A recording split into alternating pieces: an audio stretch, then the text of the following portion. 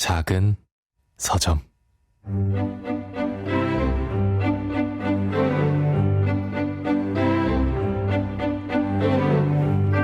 안녕하세요. 작은 서점에서 장강명의 인생책 코너를 맡고 있는 소설가 장강명입니다. 1부에서는 초대 손님이 추천한 책을 함께 읽고요. 2부는 사람 그 자체를 들여다보는 시간인데요.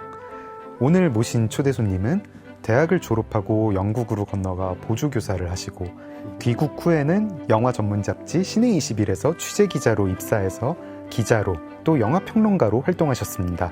요즘은 프리랜서 작가로 글을 쓰고 계시죠.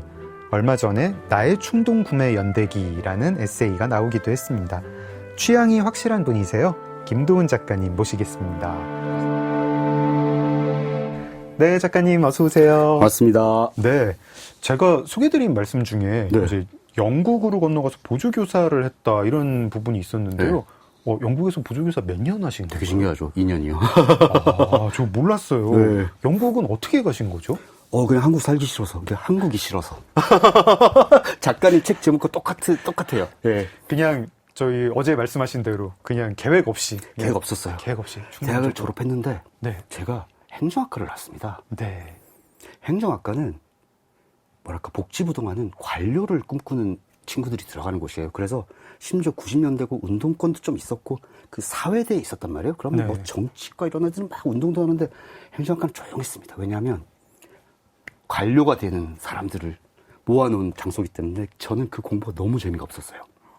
여기 나의 충동구매 연대기 보니까 고시 준비를 조금 하셨었다고요. 행정고시 준비를 조금 하다가 네. 뭐 고시 공부는 할 수 있을 것 같은데 같은 고시 공부를 하는 친구들과 같은 사무소에서 일을 하는 걸 상상을 못 하겠는 거예요. 내가 이제 합격을 네. 해서 네. 초임 사무관이 되어도 네. 저들과 같은 세계에 있을 수는 없겠다. 그래서 또 이제 막 그럼 정외과를 가서 외교를 한번 해볼까? 외모고시를. 네. 일단 외국은 갈 수 있잖아요, 공짜로. 네. 공부를 했는데 거기 모인 친구들도 이 친구들이랑 내가 친구예요. 그때는 글 쓰는 삶을 꿈꾸지는 않으셨던 건가요? 글을 썼어요. 사실은 이제 제가 영화 동아리를 나가기 시작하면서 네. 학과 공부를 거의 하지 않고 항상 비디오를 빌려서 동아리에 가서 하루에 영화를 5번씩 이렇게 보는 삶을 대학 4년간 계속 했었어요. 고등학생 때는 이제 만화 공급책이었다가 예, 그렇죠. 대학교 가서는 시네키드로. 그렇습니다. 그러면서 그때 교지 같은데 글을 싣기 시작했는데 그때 제가 글을 좀 써서 살아가도 되겠다는 생각을 했던 게 글이 다 재밌다고 사람들이 칭찬을 굉장히 많이 하는 거예요. 그래서 네. 이걸 해가지고 살아갈 수도 있을 것 같은데 라는 생각을 그때 했죠. 알겠습니다. 2부에서 계속해서 이제 김도훈이라는 사람 책을 읽어보겠는데요. 네. 지금 일단 이제 활동을 되게 다양하게 하시잖아요. 네. 섭렵하는 분야도 다양하시고 네. 뭐 평론가, 기자, 작가, 뭐 한때는 이제 잡지 편집장이셨고 지금 뭐 평론가이면서 유튜버 네. 이시기도 하고요. 네. 행사 진행도 하시고요. 스스로의 정체성은 뭐라고 생각하세요? 뭐 나는 뭐 작가가 몇 %고 뭐 평론가 몇 %다. 뭐 이런 식으로 평가를 하실 수 있으신지 아니면은 그냥 김도훈이라는 사람은 뭐 이런 사람이다라고 한 줄로 뭐 이렇게 설명을 해 주실 수 있으신지요? 저는 한량인데 한량치고는 너무 바쁘신 것 같은데. 먹고 살아야 하니까 그나마 할 수 있는 게 글이어서 글을 쓰는 한량인 것 같아요. 아니 저는 아직도 클럽에 갑니다. 얼마 전에 저 소셜 미디어에 이제 클럽을 좀 덜 가야겠다고 이렇게 약간 애잔하게 올리신 글을 읽었습니다. 왜냐면 이제 아들뻘들이 이렇게 클럽에 오기 시작하면서 그 작가님 엄청 바쁘실 것 같은데 하루 일과는 어떠세요? 저희가 이제 모든 초대 게스트한테 여쭤보고 있어요. 거의 매일 좀 스케줄들이 바뀌니까 다른데 일단은 늦지막히 일어나서 고양이 밥 주고 화장실 치우고 그걸로 시작을 하죠. 그리고 오늘은 뭘 써야 하나 그걸 생각을 한 다음에 쓰기 시작하고 대부분은 혹은 영화를 굉장히 많이 봐야 해요. 네. 그래서 영화를 굉장히 많이 보는 편이고 그리고 행사가 있으면 또 예쁜 옷을 입고 또 나갈 준비를 하고 있는데 잘 안 나갑니다. 제가 저는 집에 혼자 있어도 외롭지가 않은 성격이에요. 저 나의 충동구매 연대기 책을 봐도 네. 아무리 혼자 계셔도 외롭지 않겠다. 저는 전혀 외롭지가 않은 게 끊임없이 머릿속으로 뭔가를 생각을 하고 있어요. 항상. 대신에 주변에 있는 분들은 되게 재밌을 것 같아요. 저는 네. 그래가지고 작가님 주변에 좀 이렇게 약간 이렇게 궤도를 그리면서 이렇게 네. 돌고 싶다 막 이런 생각을 했어요. 저를 굉장히 이상한 아이라고 생각을 하죠, 다들. 아니 재밌는 이벤트가 네. 막 계속 벌어질 것 같은. 그럼 작가님 저랑 좀 더 친하게 지내시죠, 네, 오늘부터. 저희 자주 배워요. 저는 진짜 작가님을 보면서 그게 제가 옷에 관심이 굉장히 많잖아요. 패션 잡지에서 일했고. 근데 장강명 작가님처럼 약간 잘생긴 작가님이 잘생기지 않았지만 예. 옷을 약간 마음대로 입고 오시는 경향이 있는 것 같더라고요. 그래서 한번 제가 손을 잡고 쇼핑을 한번 가야겠다라는 생각을 굉장히 오랫동안 해왔어요. 오늘 옷은 청취자분들, 라디오로 들으시는 분들을 위해서 서울 국제 작가 축제에서 받은 예, 굿즈. 이런 굿즈를 입고 다니면 안 됩니다, 여러분. 디스코 석스 뭐 이런 메시지가 그렇죠. 있는 메시지가 있어야죠. 메시지가 있는 옷을 입어야 되는데 근데 이게 또 저의 고질병인 것 같아요. 제가 작가님은 어떤 분이냐라고 여쭤볼 때에도 뭐 네. 기자냐, 뭐 작가냐, 뭐 편집장이냐, 영화 평론가냐, 뭐 이런 식으로 여쭤보고 제가 저의 정체성을 생각할 때에도 이제 옷 같은 걸로 저를 표현할 수 있다 이 생각을 잘 못하는 거예요. 그러니까 장강명은 뭐 하는 사람이냐라고 할 때 저는 제가 하는 일, 어떤 사람 정체성을 자꾸 직업이나 그 사람이 뭐 하려는 일, 추구하는 거 뭐 이런 걸로 생각을 했는데 나의 충동구매 연대기를 읽으면서 조금 그런 생각에 좀 균열이 생겼달까요? 너무 잘 됐네요. 어떤 사람의 정체성은 취향이나 라이프 스타일로 설명이 될 수도 있겠다. 그러면서 취향이나 라이프 스타일도 좀 가치관, 인생관이랑 상관이 있을 수 있겠다. 이런 생각을 했는데 책 자체가 아무튼 되게 희한했습니다. 이런 걸로 책을 쓸 수도 있구나.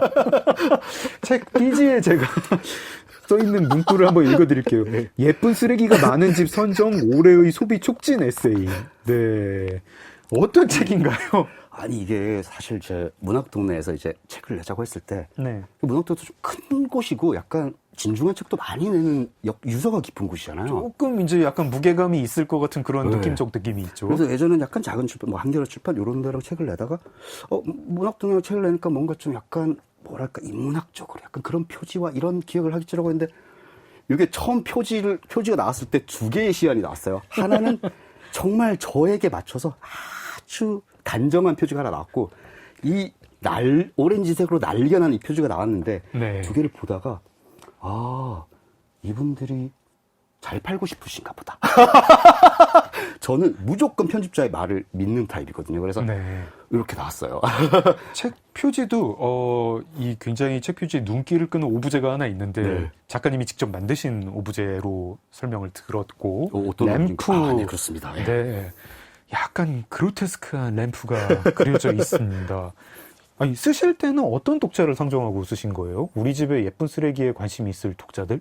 저는 약간 신문에 연재를 할 때는 네. 이 독자가 어떤 사람이다라는 걸 생각을 하는데 그냥 글을 쓰게 될 때는 어떤 이 사람이 50대 아저씨건 아재건 아니면 10대 청소년이건 그냥 재밌게 읽었으면 좋겠다라는 생각밖에 안 하는 것 같아요, 저는. 재밌게 읽었습니다. 저는 그러니까 옷도 맨날 굿즈 옷만 입고 다니는 저 다이소에서 진짜 5,000원에 2장 하는 그런 티셔츠 사가지고 입고 다니는 다이소에서 티셔츠를 팔아요? 팔아요. 네, 되게 좋아요. 그런데 가시면 안 돼요, 작가님. 약간 저 다이소에서 티셔츠 살 때요 무슨 느낌이냐면 제가 잭리처가 된 것 같아요. 이 옷은 빨아입을 필요가 없겠는데 사고 버리고 그렇죠. 네. 한 번 입고 버리면 되는 거잖아요. 네, 한반도에 있는 이렇게 다이소를 돌아다니면서 그 동네 악당들을 쓸고 잭리처인가? 손태섭이 아니라 잭리처? 뭐 이런 생각을 하면서 약간 흠뻑 빠져드는데 그러면 안 되는 거죠. 그것도 매력이긴 한데 그걸 아니에요. 저랑 쇼핑을 가셔야 됩니다. 제가 취향의 세계라는 게 일단은 재밌다. 네, 그쵸. 그거 무시할 게 아니다. 그리고 즐겁다. 기쁨을 준다. 그리고 생각보다 넓고 그리고 생각보다 깊다. 이런 생각을 했습니다. 네. 좋아하는 게 지나치게 적은 것보다야 과하게 많은 것이 더 재미있는 인생 아니겠는가라는 문장을 적어주셨는데 머릿말에서 적어주셨는데 반박을 못 하겠더라고요. 그러면서 네, 그리고 인생이 뭐지? 저 요즘 이제 좀 생각하는 건데 인생관이잖아요. 네. 조금 자세하게 설명 부탁드릴게요. 저는 인생관이 없어요. 일단 재밌게 살자는 거는 이렇게 지향하시는 거죠? 저는 그런 것 같아요. 언제나 과거와 미래보다 저는 현재가 가장 중요했던 사람이었던 것 같아요. 네. 어린 시절도 그랬어요.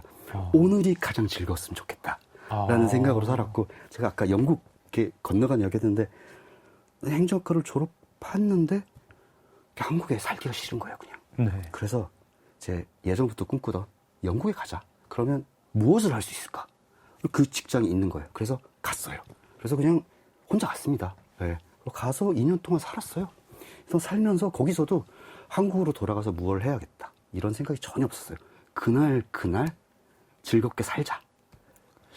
근데 이제 그런 선택들이 쌓여가지고 네. 저희가 이제 X세대로서 이제 50살이 되면은 약간 뭐 이렇게 궤적이란 게 생기잖아요. 네. 궤적을 생기면은 저는 사실 이제 이게 정신과 선생님들이 하지 말라는 건데 계속 그 반추를 해요. 되새김질을 하고 내가 그때 그러지 말았어야 됐다. 그러지 말았어야 했다. 그리고 나는 지금 어디로 가고 있다. 저는 그러니까 작가님이랑 정반대인 것 같아요. 저의 현재는 과거와 미래를 이어주는 가교 역할밖에 안 하는 것 같아요. 저를 어떤 스토리로 생각을 하고 있고 서사로 생각을 하고 있고 나는 1970 몇 년에 태어나가지고 뭘 향해서 가고 있는데 그 와중에 있고 그 중간에 내가 무슨 실수를 했어. 지금 이 경로를 이렇게 틀지 않으면 안 돼. 막 이런 생각을 하고 있는데 이 작가님도 어쨌든 그 궤적을 보면서 그런 걸 생각을 하시지는 않으시나요? 안 하는 편이에요. 왜냐하면 그냥 그날을 가장 즐겁고 재밌게 살자라는 생각을 가지고 가다 보면 네. 자연스럽게 내 궤적이 만들어지는 거고, 사실 요즘 양자역학이 따로 시간이라는 양자역학도 게 나오나요? 거꾸로 네. 가기도 하는 거고, 네. 최근에 발견된 새로운 그 이론들이 많거든요. 네. 그 양자역학적으로 내 삶을 생각을 해보면 이 시간, 저 시간, 요 시간, 저 시간이 파편적으로 있는 것들이 그냥 하나를 만드는 거거든요. 그래서 저는 재미있는 파편들을 계속 만들어 보자. 그러니까 저는 약간 제 삶이 하나의 서사를 가진 대하 소설이라기보다는 그날 약간 시트콤? 왜 가깝다는 생각을 했던 것 같아요, 항상. 약간 미래가 두렵거나 이런 생각은 안 드세요? 10년 뒤에 나는 어디 있을까? 뭐 이런 생각 같은 거? 뭐 그냥 좀 건강이 좀 나빠진 채로 계속 글 쓰고 있겠죠? 제가 약간 미래에 대한 걱정이 좀 지나치게 부족한 편이어서 저희 어머니가 아직도 걱정을 하십니다. 이 현재를 즐기는 삶의 태도는요. 네. 취향이 많은 거하고 뭐 이렇게 선후 관계가 있을까요? 취향이 많고 라이프 스타일이 이제 즐거운 어떤 라이프 스타일이 풍성한 뭐 이런 걸 즐기는 사람은 좀 현재를 즐기게 되는 걸까요? 아니면은 현재를 즐기기 때문에 취향이 많아지고 뭐 이것저것 두루두루 재밌는 것들 지금 무슨 일이 있나 이렇게 살피고 그러는 걸까요? 두 가지가 약간 섞여 있는 것 같긴 한데요. 근데 좋아하는 게 많아지고 특히 분야가 많아지잖아요. 일단은 영화만 좋아하잖아요. 그러면 언제 뭐가 개봉하고 딱 영화에 맞춰서 살아가게 돼요. 크리스토퍼 놀란이 내년 6월에 오디세이가 개봉을 하는데 그때까지 살아있어야 돼. 약간 데이먼이 오디세이 그렇죠. 스티븐 스필버가 UFO에 대한 블록버스터를 좀 만들었어요. 봐야 됩니다. 이제 영화가 있잖아요. 근데 저는 영화가 있었는데 거기에 또 패션이 있으면 시즌별로 새로운 콜렉션이 나와요. 그러면 디올 땡의 어떤 새 콜렉션이 디자이너가 바뀌었다는데 그러면 몇 월 달엔 그게 나올 것이고, 그리고 음악도 제가 정말 좋아하거든요. 약간 네. 음악 평론도 조금씩 하는데 누군가의 새 앨범이 또 싱글이 새로 막 나온단 말이에요. 네. 그걸 또 듣고 그러다가 또 어느 순간 제가 몰랐던 60, 70년대 음악들을 다시 한번 보기도 하고 이러다 보니까 사실 정신이 없어요. 요런 거 한번 여쭤볼게요, 그럼. 네. 좋아하는 게 지나치게 적지만 굉장히 좋아하는 사람도 있잖아요. 막, 네. 그러니까 한두 개만 좋아하는데 그걸 엄청나게 열혈 덕질을 한다. 이런 거보다는 좀 이렇게 취향의 호더, 작가님 표현대로라면 취향을 이제 수집하는 사람. 네. 요 약간 최소한의 좀 가짓수는 있어야 된다, 사람이. 그래도 옷도 조금 알아야 되고, 뭐 이렇게 파인다이닝도 좀 알아야 되고, 네. 뭐 이것저것 영화도 알아야 되고, 문명인답게. 뭐, 어느 쪽이 더 나은가요? 저는요. 네. 저랑 완전히 다른 정반대의 친구를 사귀어서 그 친구에게 뭔가를 알려주는 게 너무 즐거워요. 이를테면 그냥 김밥청 땡 가가지고 그냥 먹으면 되지 하는 친구들을 한 번씩 내가 살 테니까 가자. 그러고 파인다이닝에 데려가면 눈이 뜨이는 친구들이 있어요. 그런 친구들을 아주 그 제 취향의 호더 같은 삶의 일부로 다시 끌어들이는 그 즐거움이 있거든요. 저는 어딘가로 데려가시면은 다이소로 데려가지는 않으실 거고. 언제 한번 네. 빈티지 티셔츠 쇼핑을 한번 가시죠. 저 사실 옷 입는 게 이제 네. 제가 저 아내하고도 그 옷 매장을 안 가거든요. 아내가 싫어해요. 그러니까 왜요? 제가 가면은 이렇게 짜증 낸다고. 그러니까 그냥 왜 그 백화점에서 이렇게 얼굴 찌푸리고 있는 그 되게 전형적인 중년 남자 있잖아요. 그 화장실 앞에 소파에 화장실 다들 앞에서, 앉아서 네, 이렇게 그래서, 핸드폰 네. 하고 있죠. 네, 그 중에 한 명이고 네. 그 중에 특히 얼굴이 찌푸려진 사람이 있습니다. 네. 옷 말고 뭐 그러니까 취향 무지렁이인 저에게 네.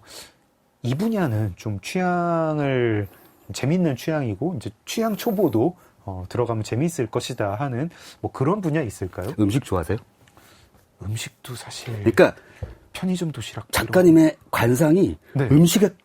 음식에 별로 관심 없으세요. 제가 약간 네. 저도 제가 이렇게 될 줄 몰랐는데 아니에요. 이게 매력이거든요. 아 그런가요?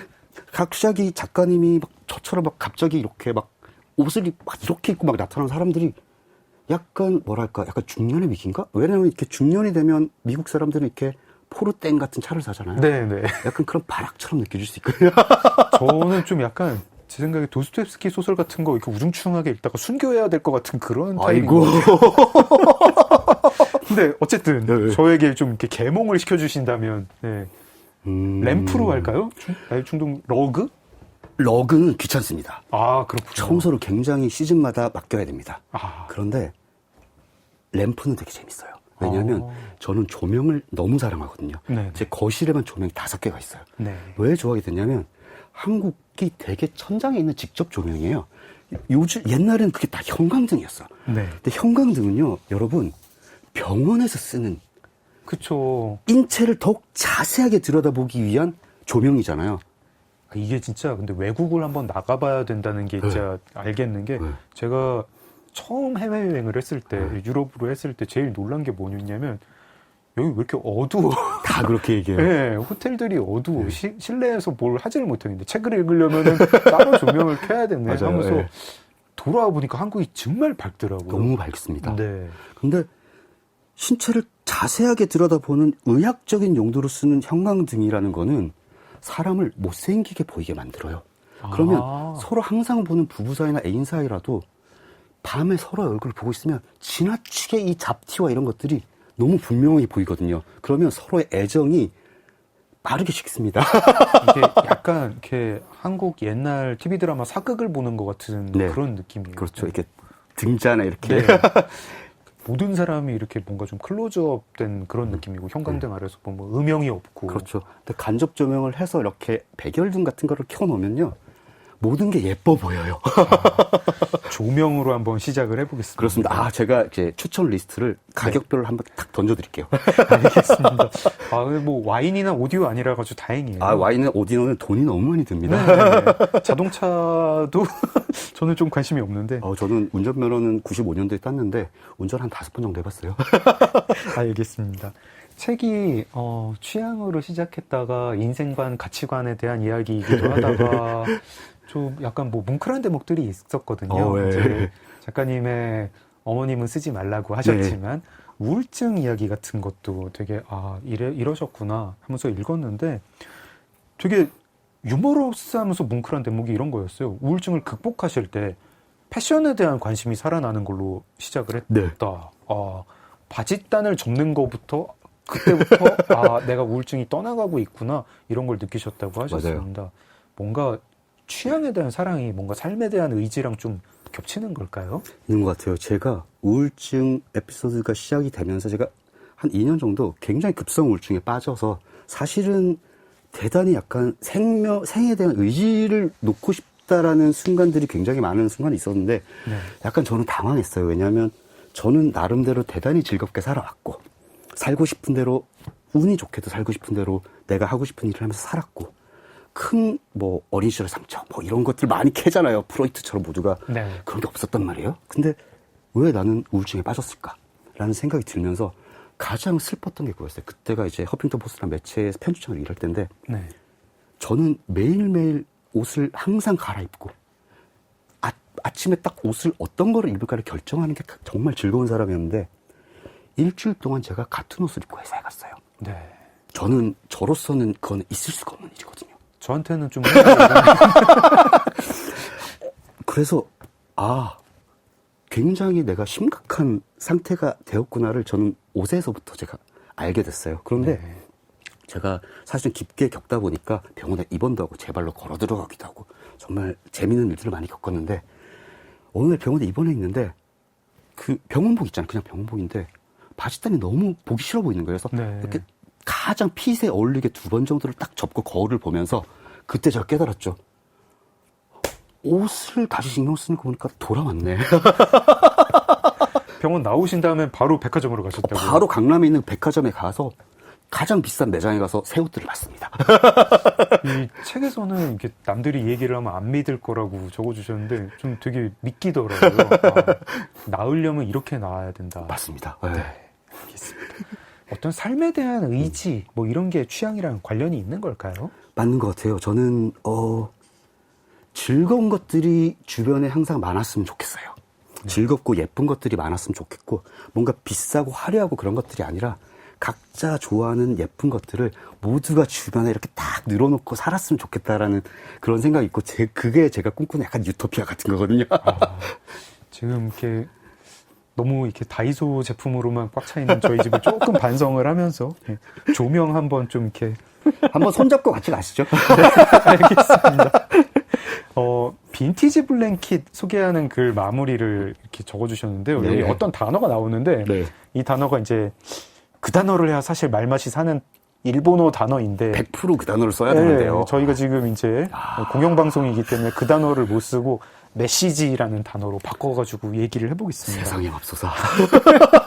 자, 읽어보겠습니다. 네. 여러분, 메시지를 피하지 마세요. 메시지가 있는 물건에 용감하게 도전하세요. 때로 그 물건들은 메시지를 돌게 만들겠지만 메시지가 없는 것보다는 더 재미있습니다. 저는 이 문장이 어떤 삶의 태도도 보여준다는 생각이 들었는데 청취자분들께 좀 설명을 부탁드릴게요.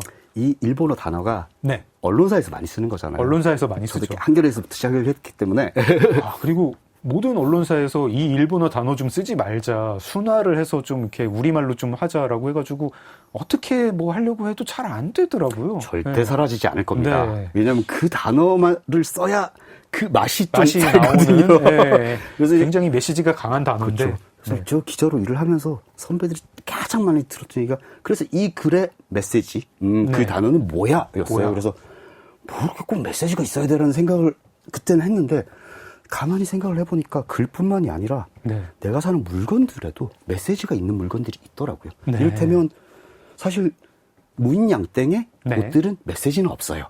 그 옷들은 아. 스며들 수 있게 어느 그 상황에서도 단정하게 스며들 수 있는 옷들이에요, 사실은. 메시지가 없어야 어느 상황에나 다 스며들 수 있겠죠. 근데 많은 사람들이 그런 옷과 그런 물건들을 원해요. 그래서 가장 뭐 인스땡에 보면 이렇게 이제 올라오는 집 같은 것들도 네. 거의 그레이, 화이트. 무난무난하게 굉장히 그냥 다들 무난하게 스며드는 겁니다. 어디 가나 뭐 아유 준수하네. 그렇죠. 예쁘네. 네. 예. 그런데 제가 이제 영국 살면서 조금 깨달은 게 있었는데 네.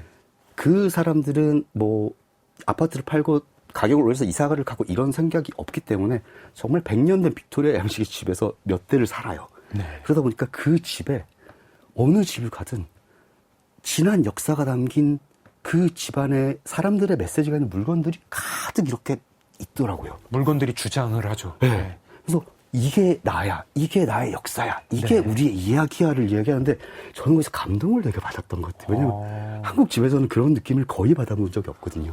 약간 좀 불편한 경우도 있잖아요. 이제 집주인도 자기 주장이 있는 건데 예, 주인의 어떤 세계관, 주인의 가치관이랑 그 가구나 뭐 오브제의 가치관이 다르면 가구가 너무 세게 주장을 하면은 약간 압도되는 느낌도 있고 그럼 그렇죠. 난 여기서 못 살겠다 이러고 나와야 되는데 그런데 이게 한 명이 살면서 계속 모으다 보면 네. 각자 다른 메시지를 가진 물건들도 어느 순간 돌아보잖아요. 그러면 아 이게 조화가 되네라는 순간이 와요. 왜냐하면 그때 뭐 10년 전에 제가 좋아하던 메시지가 다르고 지금 좋아하는 메시지가 다를 텐데 어쨌든 그건 저라는 사람이 선택을 한 메시지들이어서 결과적으로 나도 보면 모든 것들이 하나의 조화를 이루더라고요. 그래서 그러니까 메시지가 강력하고 뭔가 강한 주장을 하는 물건들이 꼭 그렇게 불순물처럼 느껴지지 않는구나라는 걸 저도 살면서 겪으면서 좀 깨달았던 것 같아요.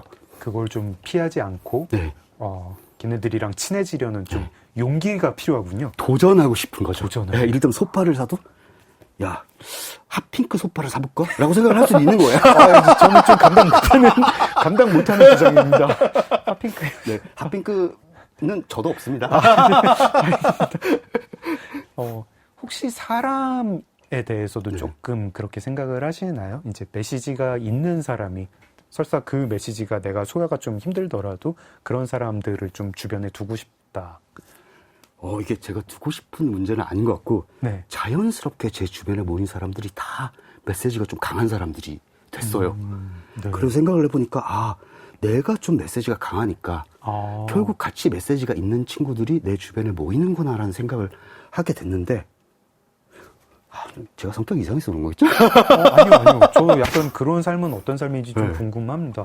저는 사실은 이제 자기 주장이 센 편이긴 한데 네. 밖에 좀 안 드러내거든요. 그러니까 무난하게 이제 스며드는 게 저한테 이익일 것이다라는 생각을 해가지고 저는 어디 나갈 때 늘 가면을 쓰고 나가는 그런 느낌이 들어요. 이제 가면을 쓰고 있다가 약간 어떤 순간에는 이제 거기서 위화감도 느끼고 뭐 지금 내가 사실은 여러분이 보는 그 사람 아니에요 하는 생각을 좀 할 때도 있고 네. 그런가 하면은 이제 저도 그 상황을 그런 식으로 이제 몇십 년을 살아가지고 그런지 모르겠지만 좀 자기 주장이 센 사람들을 보면은 저 사람들은 왜 가면을 안 쓰지?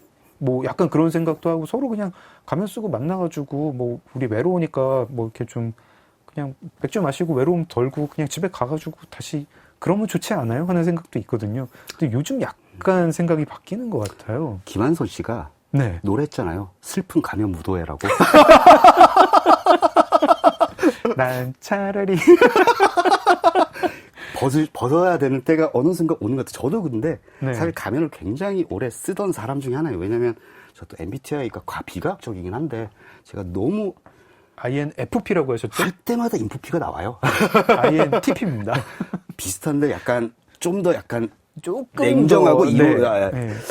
그러다 보니까 사실은 굉장히 내성적인 아이로 컸어요, 저도. 네. SF 좋아하는 사람들이 다 약간 내성적이기 때문에. 네. 근데 사실은 우울증을 조금 겪고 네. 그 전후로 해서 제가 가면 완전히 그냥 벗어버려도 두렵지 않은 그런 약간 시기를 맞이하게 된 것 같아요. 네. 저는 가면을 왜 쓰냐라고 네. 이제 누가 직설적으로 물어보면 왜 이렇게 무난하게 보이고 싶어 하는데 물어보는 왜 사람도 이렇게 있나요? 네. 아니요 물어보는 사람 없죠. 그렇게까지 관심 갖는 사실은 다들 별 관심 없잖아요. 네, 남의 그쵸. 가면 네. 속이라든가 뭐 이런 거에 대해서 쓰고 있는 저만 이제 가면 벗으면 큰일 나는데 벗겨지면 큰일 나는데 하는데 제가 저한테 물어보면은 네. 아마 답이 그런 것 같아요. 상처받기 싫어가지고 네, 내가 가면을 벗고 맨 얼굴을 보여주면 내 주장을 드러내면 사람들이 불편해. 이 가구는 이 집에서 치워버려야겠어. 막 이러고 떠나가지 않을까 그런 생각 때문인 것 같은데. 저희 나이는 이제 떠나갈 사람 다 떠나간 것 같아요.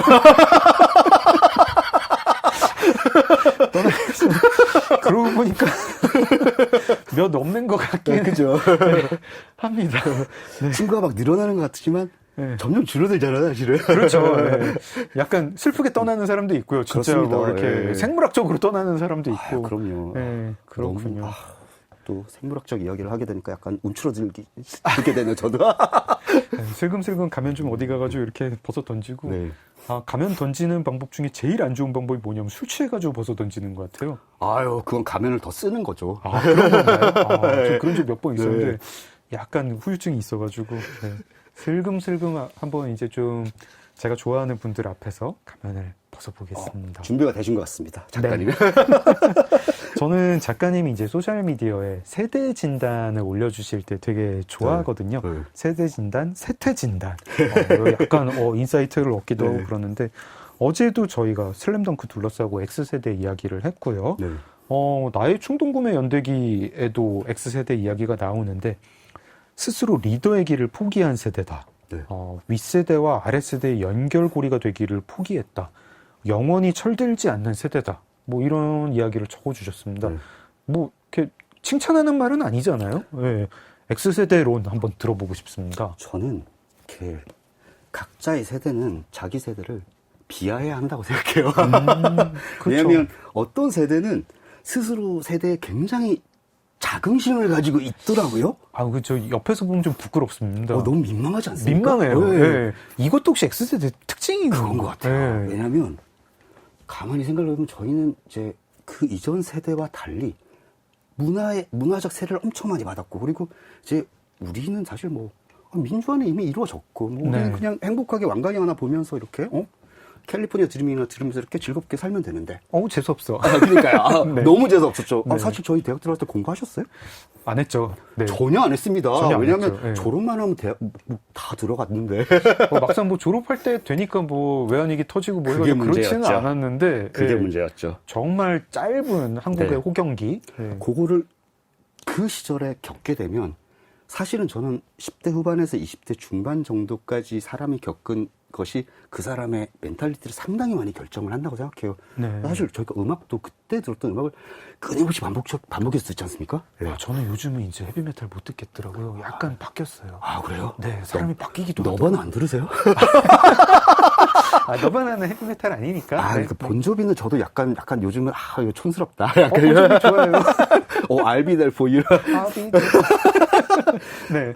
그렇게 저희는 약간 한량처럼 살아도 재밌게 살 수 있겠다라는 굉장히 긍정주의에서 굉장히 많이 놀았던 친구들이기 때문에 사실은 지금 잘 생각을 해보면 정치계에 있어서도 저희 세대를 스킵을 했어요. 네, 넘어갔죠. 586 선생님들, 어르신들 다음은 밀레니얼로 갔어요. 네. 없습니다, 저희는. 네. 가만히 생각을 해보니까 우리 세대가 뭘 잘하느냐. 유흥 쪽을 잘해요. 그쵸. 지금 이제 연예기획사의 그렇죠. 그 대표들이 수장들이 다 X세대이고. X세대고, 사실은 가장 재밌는 저는 소설을 쓰는 사람들도 여전히 X세대고, 감독들도 그렇습니다. X세대가 굉장히 많아요. 사실은 이제 뭐 봉준호 감독, 박찬호 감독 사실 586 세대라고 하지만 사실은 그쪽에서 X세대 쪽으로 좀 내던져진 한량들이거든요. 조금 먼저 태어난 X세대라고 그렇죠. X세대는 주장해 봅니다. 그래서 우리가 할 수 있는 거는 그냥 즐겁게 사는 것이고, 즐겁게 살기 위해서는 무엇을 하고 살아야 할까? 유흥, 문화를 하는 거예요. 근데 그게 좋은 건가요? 그러니까 어떤 세대가 이렇게 뭐 사회에서 하여튼 역할 같은 게 있지 않을까요? 그리고 이제 뭐 윗세대와 아랫세대 사실은 연결고리가 돼야 되고, 자기가 생물학적 나이 혹은 뭐 이제 어떤 직업 세계에서 어느 경력을 쌓았을 때 리더의 길을 걸어야 되는 거고, 그렇죠. 그리고 이제 뭐 정치 사회적으로도 뭔가를 뭐 그 시대에 무슨 담론이 있는데 그거를 얘기를 했어야 되는 거 아닐까요? 그래서 저희가 나쁜 세대인 거예요.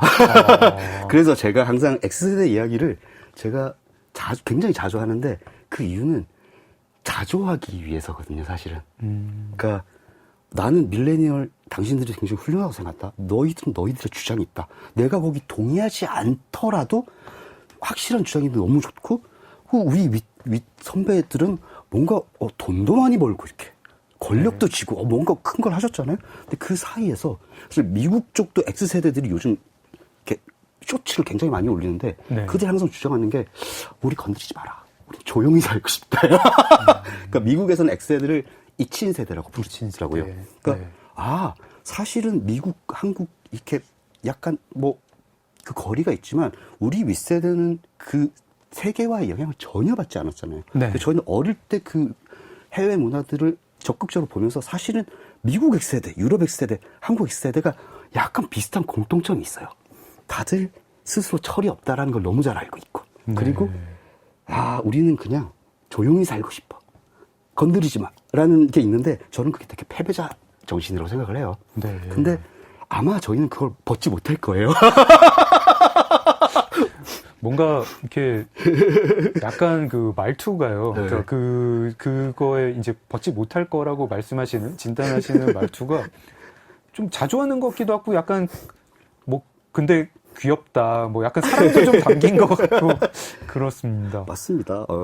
저희 다음 세대 진단도 한번 해봐 주십시오. 네. 밀레니얼 세대나 아니면 지금 이제 떠오르는 어떤 밀레니얼의 이후 세대? 뭔가 뭐 양쪽 다 뭐 분노는 한 것 같은데, 네. 뭐 절망도 있고 분노도 한 것 같은데 결은 잘 모르겠고, 뭐 저희 그냥 취향 이야기하다 이런 이야기까지 나왔네요. 제가 20대 친구들 페이스북으로 좀 알게 됐어요. 그래서 네. 이제 글 쓰는 친구들도 있고 네. 심지어 정치 쪽 일을 하는 친구들도 네. 제가 요즘 막 20대 친구들이 늘었어요. 그 친구들이 저를 불러주는데 그들이 제가 그렇게 약간 동안이잖아요. 그래서 제가 동안이세요? 그렇게 나이가 많다는 사실 몰랐대요. 그래서 그래? 너무 즐겁게 갔죠. 근데 작가님이 쓰시는 글을 보고 이 사람이랑 얘기가 통할 것 네. 같다. 우리의 선배가 될 수 있을 그 것 같다. 친구들이 저를 불러주니까 네. 너무 감사하게 저는 또 가야죠. 이렇게 지갑에 두툼하게 이렇게 돈을 들고 가죠. 왜냐면 훌륭한 나이 많은 사람이 자세십니다. 네. 사야 됩니다. 무조건. 그럼요. 근데 네. 가서 제가 친구들에게 우엘백 책을 되게 많이 권해요. 왜냐면 어제도 저희가 얘기했던 네. 그 우엘백 같은 책들을 권한 이유가 내가 보기 니들 너무 멋있는데 불편한 걸 참지를 못하고 추악한 것들을 감당을 못하는 것 같다. 그래서 어느 정도 문화적 결벽증 같은 게 있는 것 같고 불편한 걸 보지 않으려고 하는데 제가 보기에는 그 친구들도 저희는 불편한 걸 굉장히 좋아했잖아요. 그렇죠. 영화도 네. 굉장히 사람의 윤리를 불편하게 만드는 영화들이 저희는 열광했거든요. 저희는 약간 불편하게 만들면 거기에 점수를 더 줬었고, 그랬죠. 예, 타란티노가 너무 그런 좋아했죠. 식으로, 네. 예, 그리고 약간 그래가지고 저 되게 이상한 게 90년대, 2000년대 영화들을 지금 보면은 즐거움을 할 것 같은, 와, 저때 저런 것도 했구나. 다 즐겁을 하더라고요. 네. 그러니까 그 폭력의 정도, 네. 윤리를 뒤틀고 불편하고 굉장히 나쁜 캐릭터가 마지막까지 살아남는 그 내러티브 자체를 견디지를 못하더라고요. 아니, 저는 그 일본 애니메이션도, 예, 청소년용 애니메이션인데도 그 어떤 폭력의 그냥 단순한 이제 그 묘사가 아니라요. 그 서사 자체가, 와, 저런 거를 했었네 싶은 거 같아요. 문화철도 999도 얼마나 비극적이고 그러니까요. 슬퍼요. 막 네. 꼬여 있잖아요. 막. 네네. 그런 문화가 이제 없어지고 있는데 저는 그것들을 너무 착하고 아름다운 것만 이렇게 여과해서 보여주기 때문에 사실은 다치는 것들이 분명히 있다는 생각이 들어요. 그래서 우리 세대가 좋아했던 그 추악하고 불쾌하고 이런 것들을 함께 많이 봤으면 좋겠다. 이런 생각을 해서 저는 우엘백 책이 가장 그 중에서도 불쾌하고 불편하기 때문에 굉장히 많이 권해요. 네. 사람들은 좀 이제 뭐 간접 경험으로라도 뭐 예술에서 좀 불편한 거, 추악한 거를 봐야 되나요? 왜 그런가요? 저는 스스로가 생각하고 있는 사람 도덕과 윤리에 대해서 스스로 도전하는 것이 굉장히 중요하다는 생각을 하거든요. 그리고 네. 그런 것에 도전하지 않으면 굉장히 사람의 윤리관이 어느 순간 이렇게 다친다는 생각이 들더라고요. 저는 그렇게 윤리관이 다친 사람들과 오랫동안 친구를 하기가 좀 힘들더라고요. 네. 저희는 가구나 오브제도 주장이 있는, 네. 예, 자기 주장이 있는 네. 가구들을 좀 친해져야 되고, 그쵸.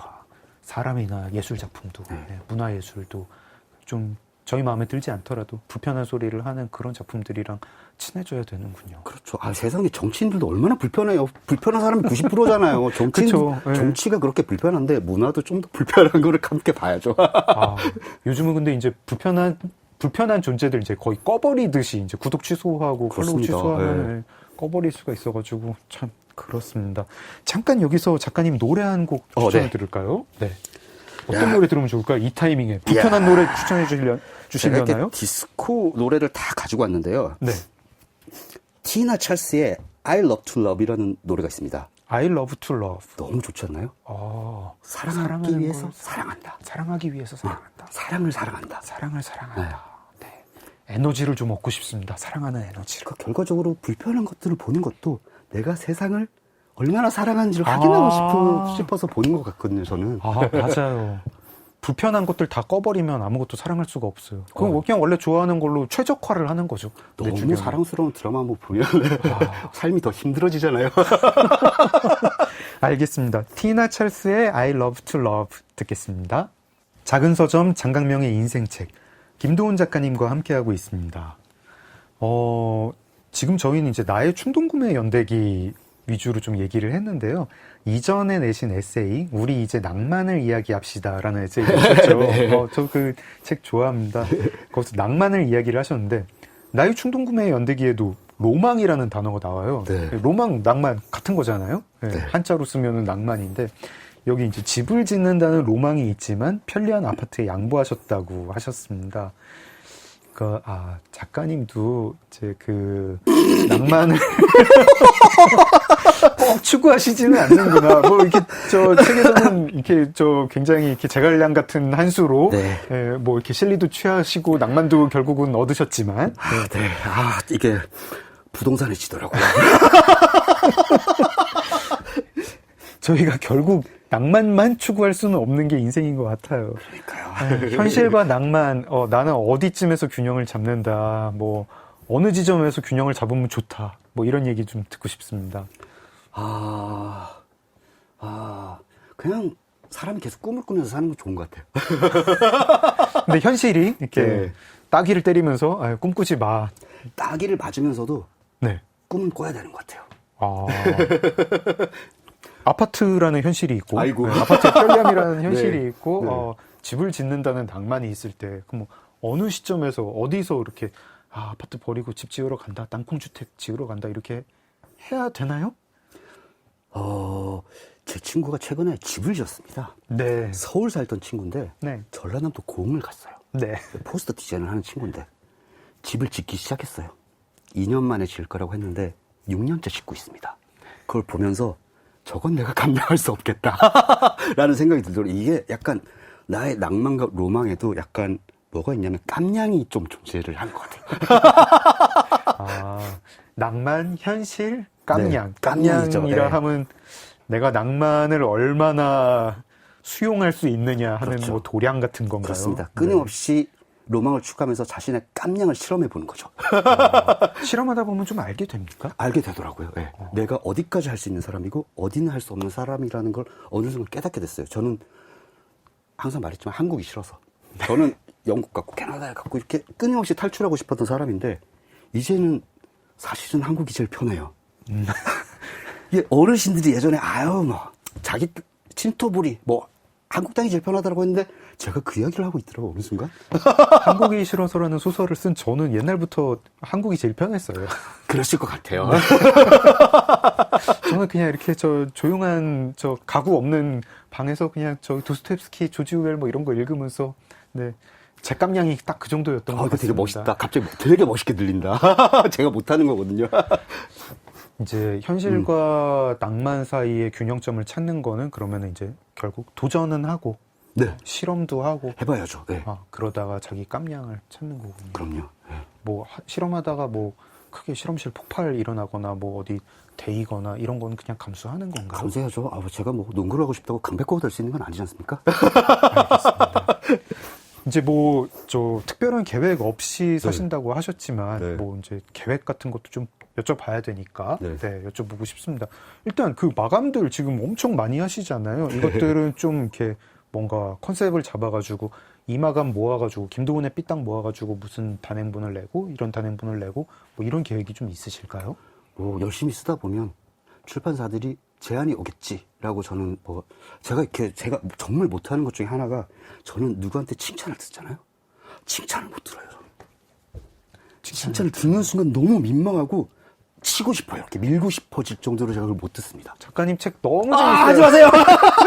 글 너무 재밌어요. 그래서 먼저 이런 걸로 책을 내볼까 이런 제안을 제가 절대 먼저 못하는 타입이고요.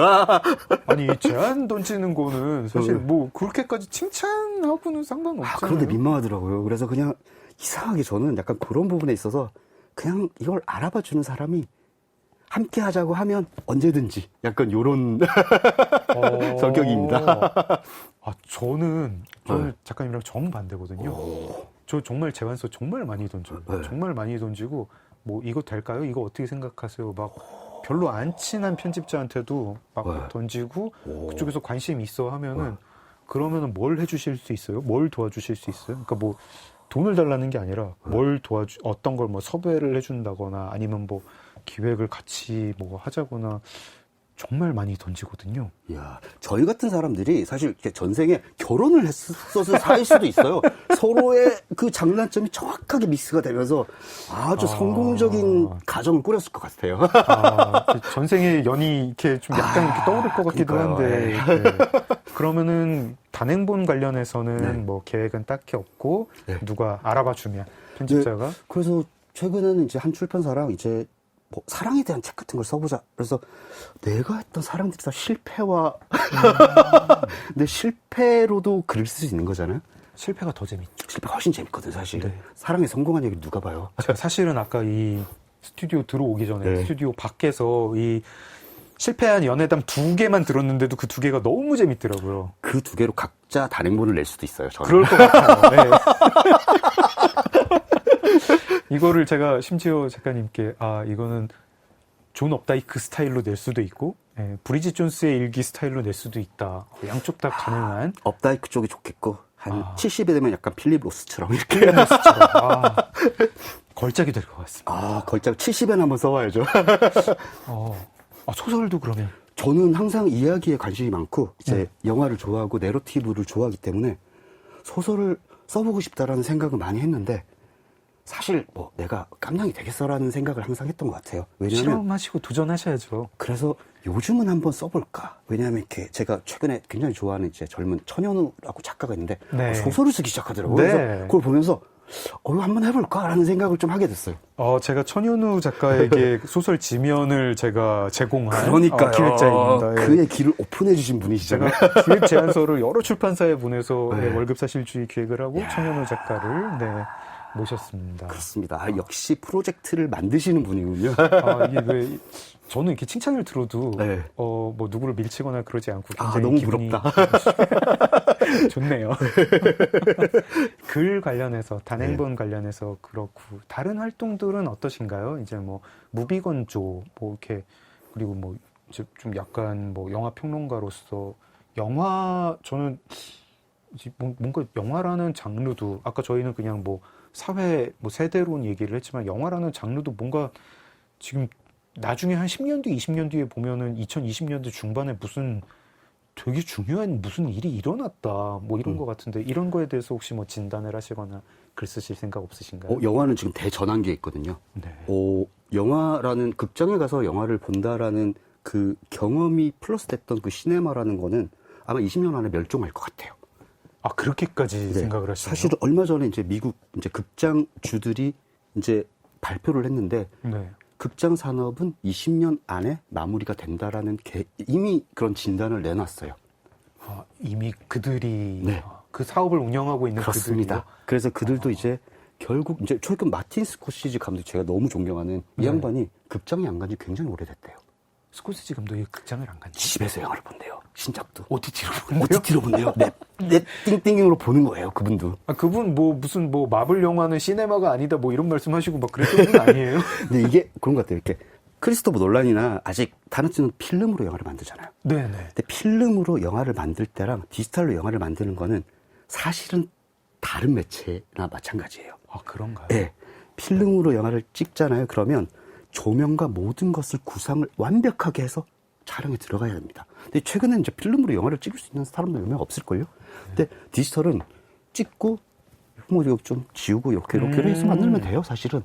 약간 공연 예술 같은 느낌이 필름으로 만들 때는 좀 있다가 이젠 그렇지 않군요. 그렇죠. 이건 정말 네. 컴퓨터 안에서 이걸 할 수 있으니까. 그러니까 미학적으로 이미 다른 매체가 되었어요, 제가 보기에는. 그렇기 때문에, 영화라는 것이 영화적이라고 우리가 말했던 것들이 사라지고 드라마와 영화가 뭐 같은 것이 됐고, 그리고 최근에 이제 뭐 OTT로 오리지널 영화들을 많이 만드는데 그 영화들을 잘 보면 특수효과나 그 프로덕션 디자인이 후퇴했어요, 10년 전보다. 왜냐면 작은 화면으로 보기 때문에 디테일까지 신경 쓸 필요가 없는 거예요.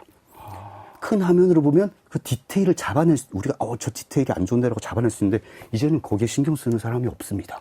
저는 음악에 대해서 좀 그렇게 생각을 네. 해요. 음악이 10년 전, 20년 전에 비해서 좀 후퇴했다. 이걸 다 이제 이어폰으로, 블루투스 이어폰으로 그쵸. 듣는다는 것 자체가 음질은 뭐 그렇게 옛날처럼 신경 안 쓰는 거고, 스트리밍 사이트에서 이제 조회수를 높여야 순위가 올라가다 보니까 막 2분 안에 딱 끝내가지고. 짧아졌죠. 네, 계속 스트리밍이 돼야 조회수가 높으니까. 그리고 뭐 이제 숏폼에서 이제 막 바이럴을 타야 되니까 막 이상한 후크 같은 걸로 승부를 하고 이러면서. 맞아요.